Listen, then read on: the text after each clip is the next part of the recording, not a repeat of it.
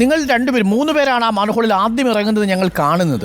അപ്പോൾ ആ മാൻഹോളിലേക്ക് ഇറങ്ങാൻ വേണ്ടി നോക്കുന്ന സമയത്ത് നിങ്ങൾക്കൊരു ധാരണയുമില്ലല്ലോ, കാരണം നിങ്ങൾക്കതിൻ്റെ പ്ലാനൊന്നും കിട്ടിയിട്ടില്ല, സ്കെച്ച് പോലും നമ്മുടെ കയ്യിലില്ല. ഇതെങ്ങോട്ടാണ് പോകുന്നത്, ഏത് ഗർത്തത്തിലേക്കാണ് പോവുക, അതിനുള്ളിൽ എന്തെല്ലാം കാര്യങ്ങൾ ഉണ്ടാവും, ഇതിനെക്കുറിച്ചൊരു ധാരണയുമില്ലാതെയല്ലേ സുജയൻ ഇറങ്ങിയത്?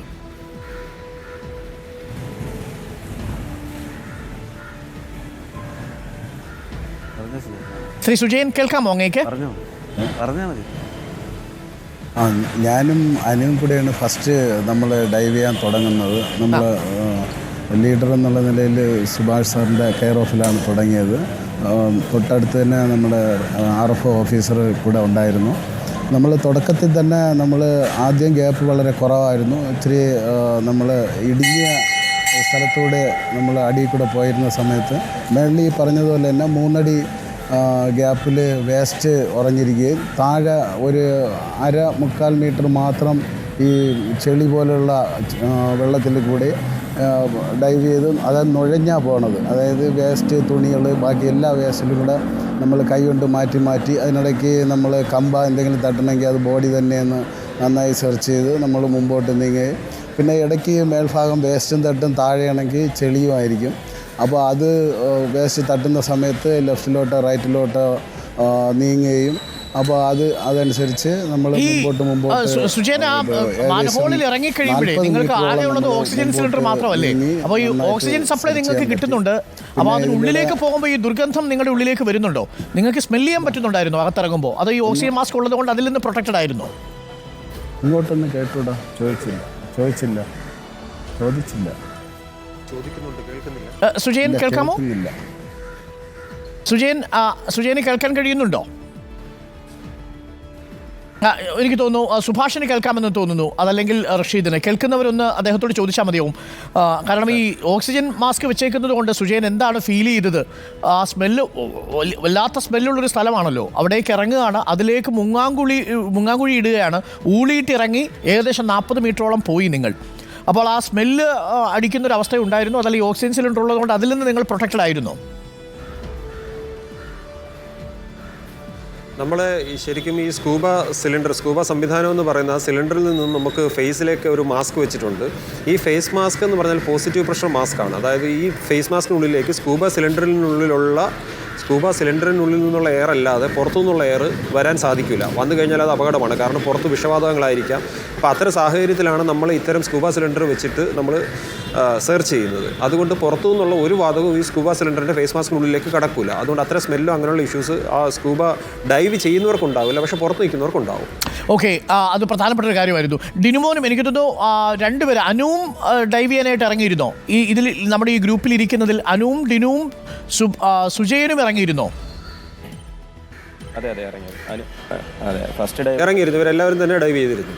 ഓക്കെ, അനുവിൻ്റെ അടുത്തൊന്ന് ചോദിച്ചാൽ നന്നായിരിക്കും. അനു, ഇറങ്ങുന്നതൊക്കെ സമയത്ത് ഈ വീട്ടുകാരിതൊക്കെ ലൈവായിട്ട് കണ്ടുകൊണ്ടിരിക്കുകയല്ലേ, അപ്പോൾ ഇങ്ങനൊരു രക്ഷാപ്രവർത്തനത്തിലാണ് പോകുന്നത് എന്നുള്ള കാര്യം വീട്ടുകാരെയൊക്കെ അറിയിച്ചിരുന്നോ? ഇല്ല, അറിയിച്ചില്ല. കാരണം ഒരു 11 മണിക്ക് കോൾ വരുന്നു. നമ്മൾ പറഞ്ഞതെന്ന് പറഞ്ഞാൽ ഇതുപോലെ ഒരു തോട്ടിലാണ്, അപ്പോൾ മുട്ടോളം വെള്ളമുള്ളൂ, നമ്മളിപ്പോൾ പോകുന്നു, ബോഡി എടുക്കുന്നു, തിരിച്ചു വരുന്നു എന്നുള്ളൊരു പ്രതീക്ഷയിലാണ് വരുന്നത്. നല്ല മഴയുണ്ടായിരുന്നു അപ്പോൾ. അതുകൊണ്ട് വീട്ടുകാരെ അറിയിച്ചില്ല. ഫസ്റ്റിൽ ഈ പറഞ്ഞതുപോലെ സുഭാഷ് സാർ പറഞ്ഞതുപോലെ സിറ്റുവേഷൻ എല്ലാം നോക്കി ഫസ്റ്റ് ഡൈവ് ചെയ്തത് സുജയ് സാറും ഞാനുമാണ് ചെയ്തത്. അപ്പോൾ ആ ഡൈവ് ഈ പറഞ്ഞതുപോലെ ഒരു എൻട്രൻസ് ഉണ്ടാക്കി അതിനകത്തോട്ട് കയറി നമ്മൾ തിരിച്ച് റിവേഴ്സാണ് ഡൈവ് ചെയ്യാൻ പോകുന്നത്. ഡൈവ് ചെയ്ത് പോകാൻ വളരെ ദുർഘടമായിട്ടുള്ളൊരു പാതയായിരുന്നു, കാരണം വേസ്റ്റുകളെല്ലാം അടിഞ്ഞു. ഞാനൊരു അല്പം പാനിക് ആവുകയും ചെയ്തു, കാരണം ഈ വേസ്റ്റുകളെല്ലാം എൻ്റെ പുറത്ത് ഇരിക്കുന്നു. നമ്മൾ കൈകൊണ്ട് മുകളിലോട്ട് കാലുകൊണ്ട് മടക്കി മുകളിലോട്ട് ചവിട്ടിയിട്ടോ ഇതൊന്നും ഒരു അനക്കമില്ല, അത്രയ്ക്ക് സോളിഡായിട്ട് കിടക്കുകയാണ്. അതുപോലെ ഈ സ്കൂബ നമ്മുടെ ഈ സിലിണ്ടറിലൊക്കെ വേസ്റ്റൊക്കെ തട്ടി ഞാനൊന്ന് ചെറുതായിട്ട് മറിയുകയും, നമുക്ക് എന്തെങ്കിലും ഒരു സിറ്റുവേഷൻ ഉണ്ടെങ്കിൽ നമുക്ക് ഈ ട്രെയിനിങ് കിട്ടിയിട്ടുള്ളതാണ്. നമുക്ക് ഏതൊരു പാനിക് സിറ്റുവേഷൻ വന്നാലും നമ്മൾ അതിൽ രക്ഷപ്പെടേണ്ട എല്ലാ ട്രെയിനിങ് ചെയ്തിട്ടുണ്ട്. പക്ഷെ നമ്മുടെ ഈ ടണലിലുള്ള അല്ലെങ്കിൽ ഇങ്ങനത്തെ ഒരു സിസ്റ്റത്തിൽ നമ്മൾ ഇതുവരെ ഒരു പ്രാക്ടീസോ അങ്ങനെയൊന്നും കിട്ടിയിട്ടില്ല. സുജയൻ സാർ ഇങ്ങനത്തെ കോൾ അറ്റൻഡ് നേരത്തെ ചെയ്തിട്ടുണ്ട്. സാറ് എൻ്റെ കൂടെ ഉള്ളതുകൊണ്ട് എനിക്ക് വളരെ കംഫർട്ടായിരുന്നു. നമ്മൾ ആദ്യം പോകുന്നതെന്ന് പറഞ്ഞാൽ ഈ സ്പോട്ടിനെ പറ്റി ആർക്കും ഒരു ധാരണയില്ല. അനു, അതിനുള്ളിലേക്ക് പോകുന്ന സമയത്തെ നമുക്ക് എന്തെങ്കിലും ഇങ്ങനെ പാനിക് ആകുമ്പോൾ നിങ്ങൾ പുറത്തേക്ക് ഒരു കമാൻഡ് കൊടുക്കുമായിരുന്നോ? ഇങ്ങനെ ബുദ്ധിമുട്ടുണ്ട് അങ്ങനെ എന്തെങ്കിലും അത്തരത്തിലുള്ള സംവിധാനം ഉണ്ടോ നിങ്ങൾക്ക്?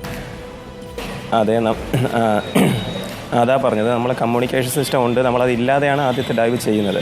നമ്മൾ അതിൻ്റെ പരിസരം എങ്ങനെയാണെന്ന് അറിയുന്നുള്ള കമ്മ്യൂണിക്കേഷൻ സിസ്റ്റമും നമ്മുടെ സിലിണ്ടർ തന്നെ കൊണ്ടുപോകാൻ പറ്റുമോ ഇല്ലയോ എന്നുള്ളത് നമുക്ക് അറിയത്തില്ല. അപ്പോൾ നമ്മൾ ആദ്യമായിട്ട് ആ സിറ്റുവേഷൻ അല്ല ആ ഒരു സ്ഥലം നമ്മൾ